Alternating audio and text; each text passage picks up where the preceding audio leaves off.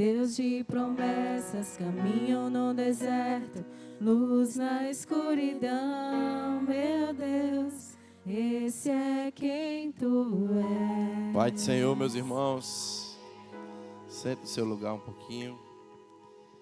Glória a Deus. Aleluia.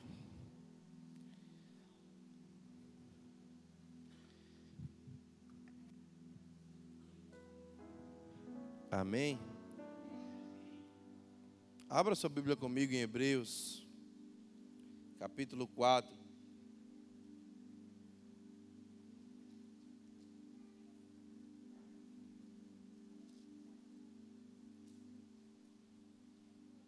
Verso 14.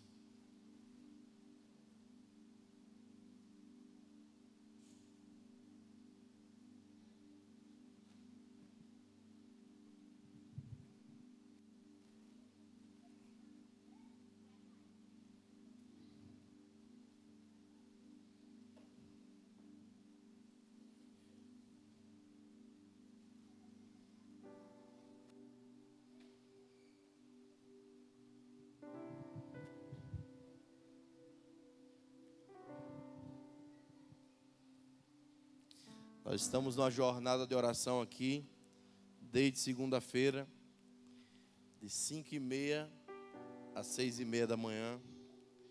E tem sido um tempo poderoso no Senhor. Hebreus capítulo 4, verso 14. Portanto, visto que temos um grande sumo sacerdote que adentrou os céus, Jesus, o Filho de Deus, apeguemo-nos com toda a firmeza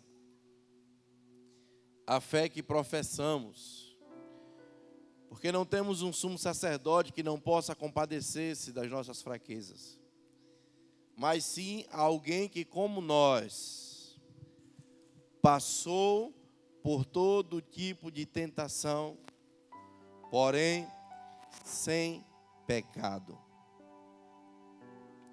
Assim sendo,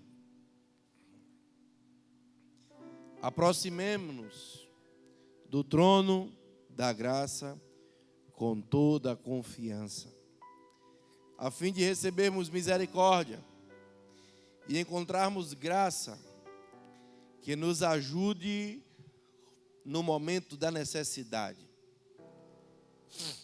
Obrigado pela tua palavra, Senhor. Obrigado pelo teu Espírito que paira sobre esse lugar. Que o teu Espírito encontre em nós corações famintos, sedentos pela tua presença, pela tua palavra. Que o teu Espírito encontre nesse lugar um povo que te ama, que te deseja ardentemente, Senhor. Acende uma chama no nosso coração. Batiza-nos com um avivamento, um despertamento espiritual, Senhor. Arranca-nos da inércia, do sono, da paralisia espiritual.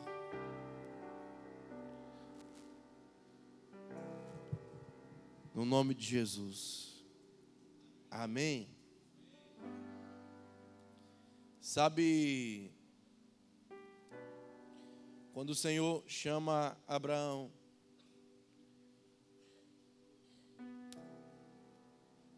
o Senhor dá uma ordem para Abraão. E ele diz assim, ó: sê tu, Abraão, uma bênção. Sê tu uma bênção. É ordem de Deus sermos uma bênção, meus irmãos. Sermos uma bênção na vida de todos aqueles que estão ao nosso redor. Que as pessoas do nosso convívio sejam abençoadas pelo simples fato de estarem junto conosco. Abençoadas porque em nós os atribulados encontrarão um lugar de descanso. Em nós os desesperados encontrarão a paz que excede todo o entendimento. Em nós os desesperançados encontrarão esperança. Em nós, os que estão em crises de dúvida e de ansiedade, encontrarão uma fé que é uma firme convicção. Então, ser uma bênção nos lugares onde estamos inseridos é transportar a presença de Deus, do Espírito Santo de Deus, para esses ambientes. Mas o conceito de bênção foi banalizado nos nossos dias. Por causa do mercado da fé, a bênção começou a ser vendida. Por causa do sincretismo religioso, que no terreiro precisa de um despacho na porta do cemitério para conquistá-la. Mas no catolicismo precisa de uma promessa, e subir escadaria de joelho, e viajar numa romaria, e caminhar carregando uma cruz, e vestir branco num dia específico, e andar descalços não sei quantos metros. Mas na igreja de crente não é diferente, porque precisa de uma campanha, de uma oferta melhor e maior. Precisa pagar um preço que já foi pago na cruz do Calvário. Então o copo com água da mesa branca se tornou o copo com água na frente do receptor televisivo para me abençoar, e você beber essa água e a sua vida vai ser abençoada. Então esse sincretismo religioso se tornou essa nojeirada que banalizou o conceito de bênção no nosso meio. E eu me lembro de Jacó saindo da casa de Labão, agora muito rico, mas ainda um fugitivo, porque fugia do seu irmão Esaú, porque lhe roubara a bênção da primogenitura. Mas agora ele decide se arrepender, e ele sai da casa de Labão com toda a sua riqueza de gados, de ovelhas, de cabras, e com todos os seus empregados e com a sua família. E agora ele decide vir se encontrar com seu irmão Esaú, para se reconciliar, para pedir perdão, para fazer um caminho de volta. Mas ele chega em um momento da caminhada que ele precisa atravessar o Vale de Jaboque. E quando ele atravessa o Vale de Jaboque, ele dá de cara com o próprio Deus. E a Bíblia diz que ele lutou com Deus a noite inteira. E qual era a petição de Jacó? Me dá a minha bênção. Me dá a minha bênção. Qual era a bênção que Jacó queria que Deus desse para ele? É que ele andara por anos a fio fugindo do seu irmão, temendo a morte, porque o seu irmão procurara para o matá-lo. Então a bênção que Jacó queria era que Deus amenizasse o coração do irmão dele. Era que Deus resolvesse a situação dele com o irmão, amenizasse a sua situação com Esaú. Só que qual foi a bênção que Deus liberou sobre Jacó? Não foi amenizar a situação dele com Esaú, foi transformá-lo de um enganador para um príncipe.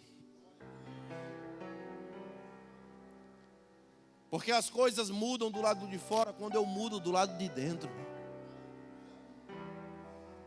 Jacó saiu de casa como um enganador, perseguido como seu irmão, mas ele volta para reencontrar com o irmão. E todas as vezes que você decide fazer um caminho de volta, restaurar uma relação, restaurar algo que foi quebrado, o Vale de Jaboque sempre estará no meio do caminho. No meio do caminho da restauração, você vai se encontrar de cara com o próprio Deus.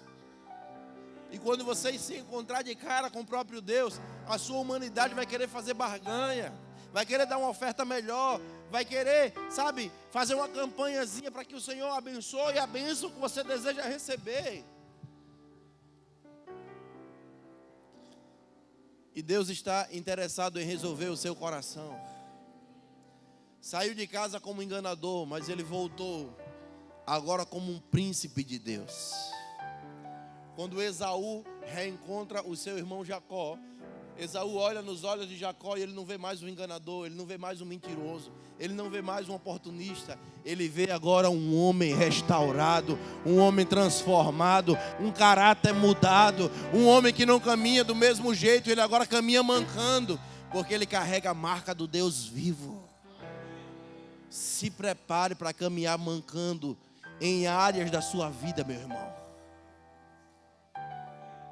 Existem áreas da sua vida que, ao serem tocadas por Deus, nunca mais caminharão do mesmo jeito. Porque Ele muda o caráter, mas Ele também muda o caminhar. O caminho de volta é o lugar de conserto. Sabe, a bênção que queremos é sempre algo que podemos pegar do lado de fora, ou escapar de alguma situação. A bênção que Deus tem para nós é algo para nos transformar, para nos tornar. Não, mas eu não quero que o Senhor me transforme, não. Eu quero continuar do jeito que eu estou, está muito bom. Está dando certo, as minhas falcatruas, as minhas mentiras estão dando certo. Deixa do jeito que está. Eu quero só que o Senhor me dê a minha bênção material. Eu quero ter, mas eu quero continuar sendo o péssimo pai que eu sou. Eu quero ter, mas eu quero continuar sendo o péssimo marido. Eu quero ter a vitória, mas eu quero continuar sendo o mesmo mentiroso, sonegador, enganador, enrolado. Eu quero ter, mas eu quero continuar o mesmo infiel.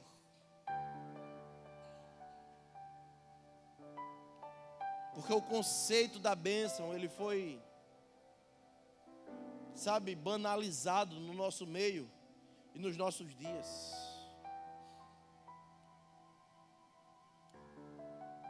Portanto, irmãos, visto que temos um grande sumo sacerdote que adentrou o céu, Jesus Cristo, Filho de Deus, peguemo-nos com toda a firmeza a fé que professamos. Nós não temos um sumo sacerdote que não possa compadecer-se de nós, nas nossas fraquezas. Mas alguém que, como nós, passou por todo tipo de tentação, porém sem pecado. Irmão, eu fico me perguntando quais são os tipos de tentações que eu passo, que Jesus também passou. Ei, não existe nada que você possa passar que Ele não tenha passado. Nada que você possa viver que Ele não tenha vivido. E Ele passou, viveu e venceu. Para dizer para mim e para você, é possível. Mas por que é possível, Senhor? Porque eu estou convosco. Sabe essa dor, sabe essa crise? Sabe essa situação aí que você está vivendo? Ele já passou, já viveu e já venceu. O problema é que ao invés de correr para Ele, você está correndo para todos os seus planos B, para todas as suas seguranças, porque você insiste em continuar no controle, e você só vai descobrir que Deus está no controle da sua vida quando você não estiver mais nele. Por isso, algumas situações vão precisar sair do seu controle. Você vai entrar em desespero. Mas você vai ter que se apegar à fé que você professa, para poder enxergar que Deus continua rigorosamente no controle de todas as coisas. Nada pode escapar das suas mãos. Todas as coisas estão sustentadas pelo poder da sua palavra. Ele conhece todas as estrelas e Ele chama cada uma delas pelo seu próprio nome, meu irmão. Você acha que Ele se esqueceria de ti? Um Deus que sabe quantos fios de cabelo tem na sua cabeça, até mesmo quando não tem nenhum. Ele sabe de tudo.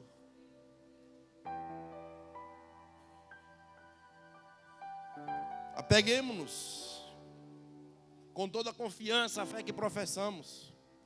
Aproximemo-nos do trono da graça com toda a confiança, a fim de recebermos misericórdia e encontrarmos graça que nos ajude no momento da necessidade. Talvez na sua versão diz, no momento oportuno. Que tipo de necessidade é essa que o autor aos Hebreus está falando? Que tipo de ajuda Deus nos oferece nesse momento de necessidade? Certamente o que ele está dizendo é que o momento da necessidade não é aquele dia em que você está fazendo aquela entrevista de emprego, o dia que você está fazendo a prova do Enem, ou o dia que a porta se fechou, você perdeu o emprego. O momento oportuno não está falando de circunstâncias da nossa vida. Como se nós gritássemos e Deus ele viesse para remediar a nossa situação. Não, não, não. No verso 14 tem uma palavrinha aí chamada portanto. E quando essa palavra portanto acontece ou aparece, significa que tudo o que o texto vai dizer a partir de portanto tem a ver com aquilo que ele disse antes de portanto. O que é que acontece em nossas vidas que desperta essa necessidade de nos apegarmos à nossa fé? De nos aproximarmos do trono da graça de Deus. O que é? Se você ler a carta aos Hebreus, você vai perceber que ninguém sabe ao certo quem escreveu essa carta. No 3º século, Orígenes disse que só Deus sabe quem escreveu a carta aos Hebreus. E essa é uma carta que não foi escrita para uma igreja específica. Ela não foi escrita para uma cidade específica. Essa carta foi escrita para judeus convertidos ao cristianismo. E se você ver o primeiro capítulo, porque nós precisamos saber o que vem antes de portanto, o autor da carta se preocupa em mostrar a primazia de Jesus, inclusive sobre os anjos do céu. A primazia de Jesus, inclusive sobre Moisés. Se você vê a carta aos Hebreus, ela faz uma comparação entre a jornada do povo de Israel que saiu do Egito em direção a Canaã, mas esse povo ficou perambulando no deserto durante 40 anos, passando dificuldades. Inclusive toda a primeira geração que saiu do Egito, toda a primeira geração que foi liberta da escravidão do Egito, morreu no deserto e não chegou na terra prometida.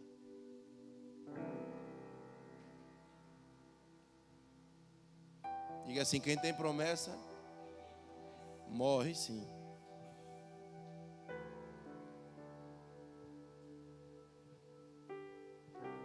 O deserto é um lugar de infância espiritual. A maturidade vem depois que você atravessa o Jordão, acessa Canaã. Porque no primeiro dia que o povo acessa, primeira semana que eles chegaram em Canaã, irmãos, eles acessaram a terra. A Bíblia diz que o maná cessou na hora. Nuvenzinha de sombra para o sol, acabou-se. Nuvenzinha de coluna de fogo para aquecer durante o frio da noite, não tinha mais. Agora acessou a promessa, aleluia. Plantar e colher, trabalhar. Viver o cumprimento da promessa é assumir responsabilidades, irmãos. Durante a travessia no deserto, era só mel na chupeta, só mimo de Deus. Ah, quero carne, tome codorniz. Ah, maná todo dia. Ah, água, só bate na rocha que sai água. Ah, estou com frio, tem uma nuvem de fogo. Ah, está muito quente, tem uma nuvem cheia de água gelada para fazer sombrazinha. Um ar-condicionado de Deus, sem gastar energia. Esse é o deserto. Esse é o lugar da infância espiritual. É a vida da igreja, é o crente que quer viver sendo mimado por Deus. Mas quando você assume Canaã, o lugar que Ele te prometeu, Você acessa um lugar de maturidade, você vai ter que assumir responsabilidade. Agora tem que entender de solo. Agora tem que planejar o dia, analisar os tempos para ver o dia que vai chover, a hora de plantar, a hora de colher. Então, quando você lê essa carta aos Hebreus e você vê tudo que vem antes de portanto, o que o autor está querendo dizer com essa comparação é o seguinte: olhe, é possível que você saia do Egito e não consiga acessar Canaã. É possível, aquela primeira geração saiu do Egito, foi liberta do Egito, mas morreu no deserto. Como é que alguém sai com uma promessa, com uma palavra, e se perde num deserto onde está sendo mimado por Deus? O que o autor está dizendo é que é possível que você também atravesse um deserto, e enquanto você atravessa esse deserto, você se perca de Deus. Você não desfrute do descanso, da bênção, da bondade que Deus tem para você, porque você se perdeu no deserto, você perdeu o coração, você perdeu a paixão. Irmão, depois de ver com os próprios olhos 10 pragas no Egito, depois de caminhar debaixo de uma nuvem de glória, irmão, depois de ver o maná cair do céu, depois de ver o mar vermelho se abrir, atravessar a pé enxuto, Moisés só precisa passar um tempinho a mais no monte com Deus, que o povo diz: Arão, faz um bezerro de ouro, que esse Deus aí não é coisa boa não para nós. Se perdeu o coração. Debaixo de milagres extraordinários, é possível que você se perca do propósito de Deus. Há um próximo nível que precisamos acessar. O verso 1 do capítulo 2: por isso é preciso que prestemos maior atenção ao que temos ouvido, para que jamais nos desviemos.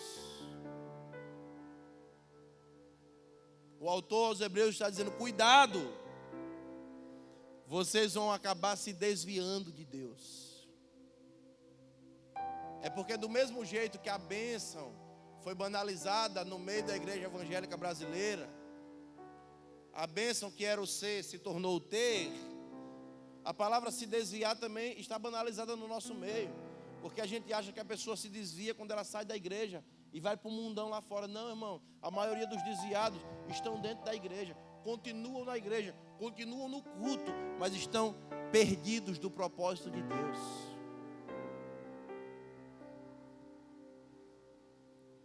A Bíblia fala sobre mulheres nécias que estão sempre ouvindo, mas nunca aprendendo, nunca entendendo. Lembra da igreja de Laodiceia que nós falamos domingo aqui?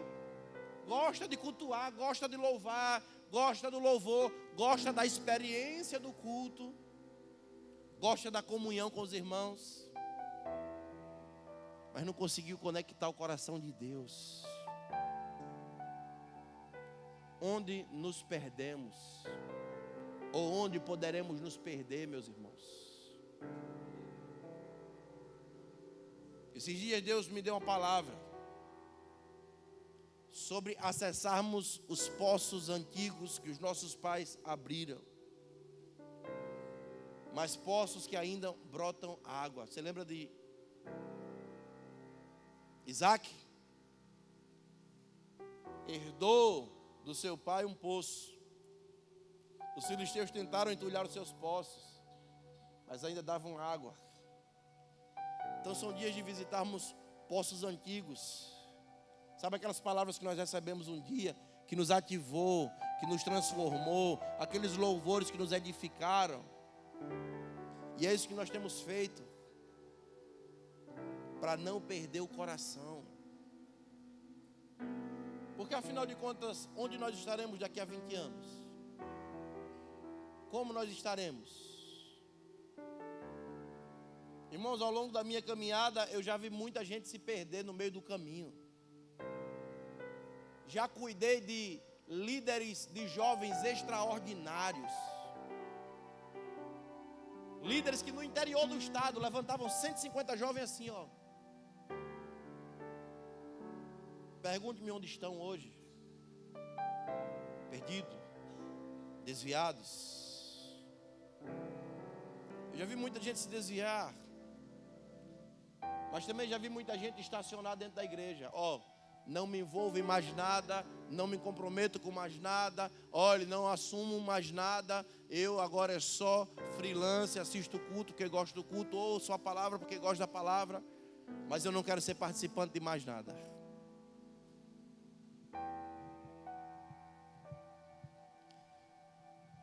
Mas como pastor também eu já criei expectativa em muita gente que não permaneceu.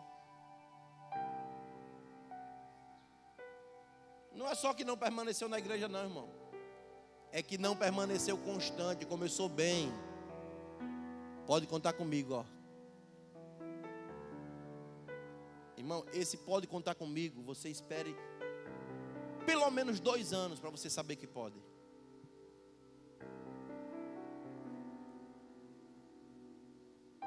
Começar bem, terminar mal. Sabe, e por que é que nós vamos nos desviar de Deus ou corremos risco de nos desviar? O texto diz, capítulo 2, verso 18: porque tendo em vista que ele mesmo sofreu quando tentado, ele é capaz de socorrer aqueles que também estão sendo tentados. Podemos nos perder porque estamos em constante tentação. E a tentação é justamente aquele momento que nos remete a fazer qualquer outra coisa do que fazer a vontade de Deus. Porque fazer a vontade de Deus sempre contraria uma expectativa, um desejo, uma condição. Fazer a vontade de Deus sempre exige um sacrifício.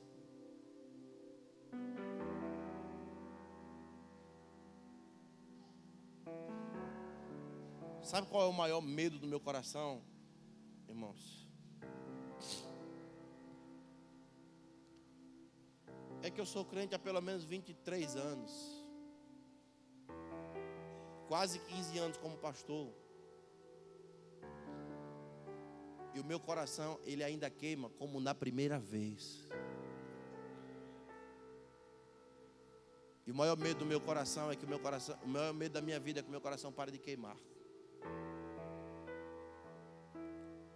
Irmão, esses dias nós saímos para uma pedalada de 54 quilômetros. Chegamos em casa, fomos dormir 2:30 da manhã. 5:20 da manhã eu estava aqui jogado no altar, na oração. Como se fosse a primeira vez, irmão.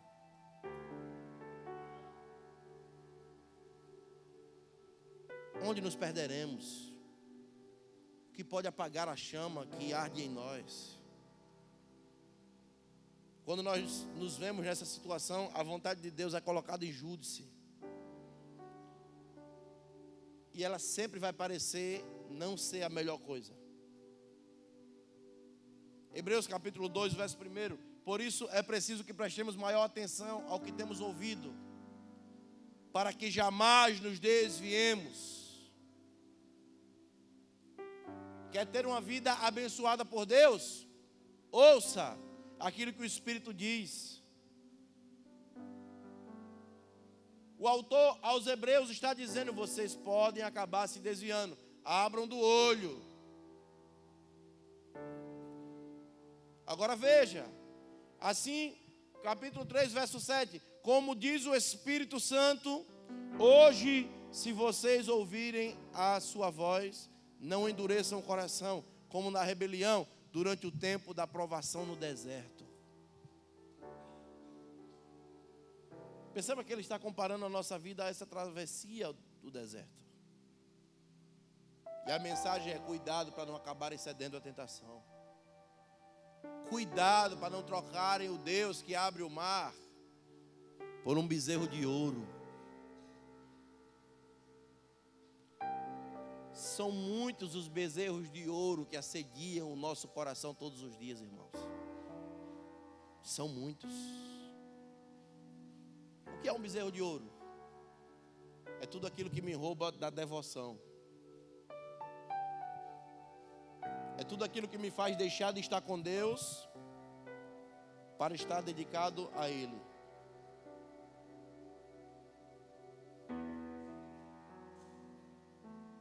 Hebreus capítulo 3, verso 10.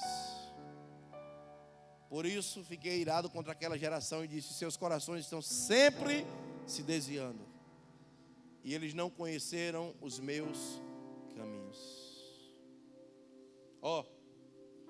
Por isso fiquei irado. Olha o que Deus está dizendo contra aquela geração. Irmão, o que atraiu a ira de Deus contra aquela geração? Primeiro, os seus corações estão sempre se desviando. Diga comigo assim: inconstância.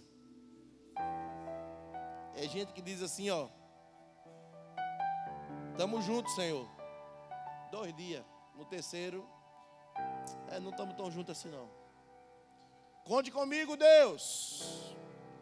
No outro dia, não conte tanto assim não, eu pensei que era menos. O mínimo que Ele quer de nós é tudo. Ei, ter um coração que está sempre se desviando, irmão, não é saindo da igreja e voltando não, é dentro da igreja, mas se perdendo do propósito. Inconstante na intensidade.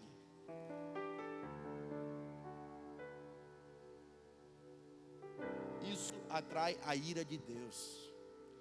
Isso gera morte espiritual. É o Ananias e Safira, irmão. Está lá todo mundo vendendo tudo, entregando aos pés dos apóstolos. Igreja de Atos dos Apóstolos, Novo Testamento. Ananias e Safira vai lá, vende tudo que tem. Eles olham para o outro e dizem: rapaz, não vamos dar tudo não, vamos ter um plano B. Vamos deixar a nossa poupança aqui assim, plano B. E eles retiveram uma parte, mas sabe qual foi o erro de Ananias e Safira? Não foi reter uma parte, irmão. Foi reter uma parte e entrar na fila de quem estava dando tudo. Entrou na fila de quem estava dando tudo, retendo uma parte. A ira de Deus se acendeu. Morreram na hora. Irmãos, esse texto não fala sobre dar dinheiro não. Não é sobre dar oferta não. É sobre dar tudo de si. Todo o seu coração, disposição, disponibilidade, amor, dedicação, paixão, devoção. É sobre ter um coração que não está sempre se desviando. Tá vendo ali pastor Bruno? É um homem que está dando tudo ao Senhor. Então eu vou andar com ele, porque eu quero também ser como ele. Então, vai entrar na fila do pastor Bruno? Entre na fila dele. Mas cuidado. Pode custar a sua própria vida. É perigoso você entrar na fila de quem está dando tudo, retendo uma parte. Eis a razão de que muitos estão mortos espiritualmente. Eis a razão pela qual muitos estão feridos, desviados, afastados, frustrados. Sim, irmão. É querer reter uma parte e entrar na fila de quem está dando tudo.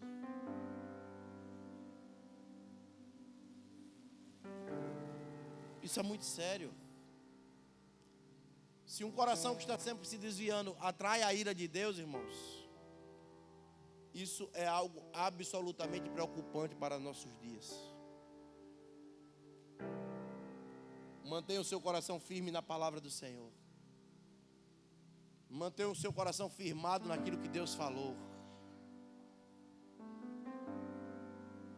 Mantenha o seu coração firme e constante, sempre abundante na obra do Senhor.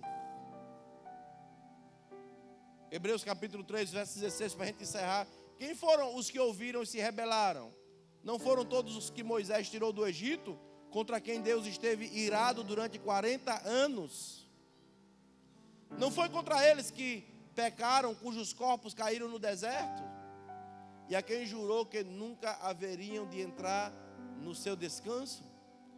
Não foi aqueles que foram desobedientes? Vemos assim que foi por causa da incredulidade que não puderam entrar. Aqui tem algumas palavrinhas complicadas, como rebeldia, rebelião, desobediência, incredulidade. O que o autor está querendo dizer é: cuidado, nessa trajetória do Egito até a plenitude daquilo que Deus tem para a sua vida, você pode se tornar um coração endurecido pelo pecado. Você pode acabar debaixo, da incredulidade, e pode permitir que o seu coração se torne perverso, incrédulo e infiel. O que pode tornar você alguém desobediente? O que pode te fazer desobedecer aquilo que o Senhor já falou, já fez? Eu tenho a impressão que nos tornamos crentes viciados em palavras novas. A gente quer sempre ouvir uma palavra nova, só que a gente ainda não praticou um terço das que recebemos. Nesses dias o Senhor não quer liberar palavras novas. Ele quer que você acredite naquilo que Ele já falou, creia naquilo que Ele já falou e se comprometa com aquilo que Ele já falou. A impressão que eu tenho é que 90% das pregações das igrejas evangélicas brasileiras são para fazer manutenção no velho homem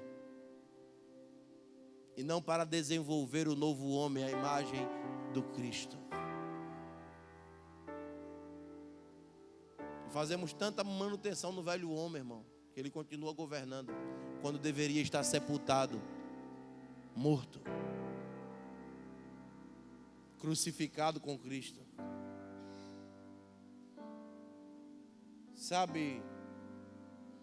Não perca a visão daquilo que Deus te mostrou, daquilo que Deus te falou. Continue firme, constante, sempre focado naquilo que Deus te falou. Quer ser abençoado por Deus? Você não é abençoado quando a bênção chega até as suas mãos, mas quando você deixa que ela passe por suas mãos e alcance o outro. Aprenda a compartilhar. A porção de quem compartilha é sempre cesto cheio, meu irmão. Que você possa compartilhar com o outro, não apenas aquilo que você tem, mas a bênção que você é. Sê tu uma bênção.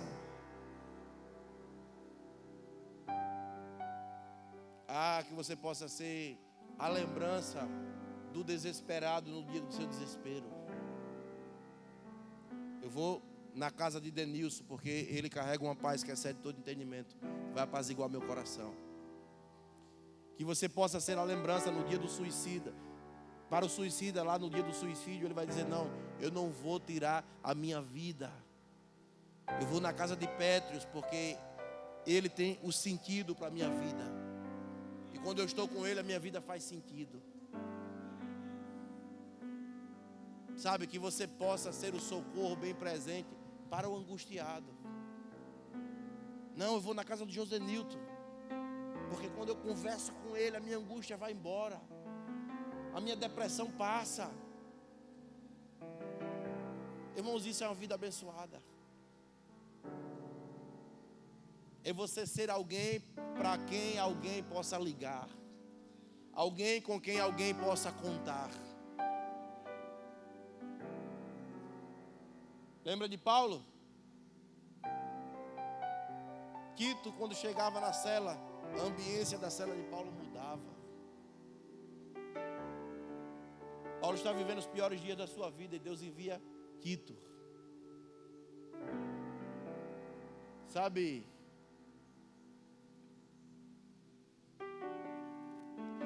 Que você seja uma bênção para todos aqueles que estão ao seu redor.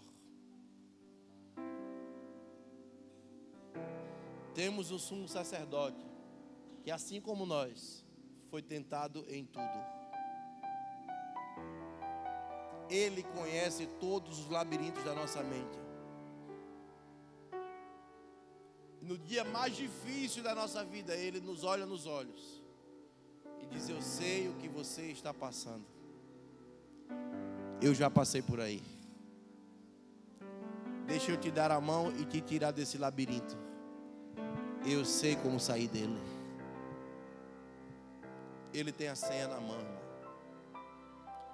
Nos acheguemos com fé ao trono da graça dele. Que você possa receber nessa noite uma medida de graça para os próximos dias. Uma medida de graça, sabe, para tranquilizar o seu coração, para que o seu coração não endureça. Se coloque de pé comigo nessa noite.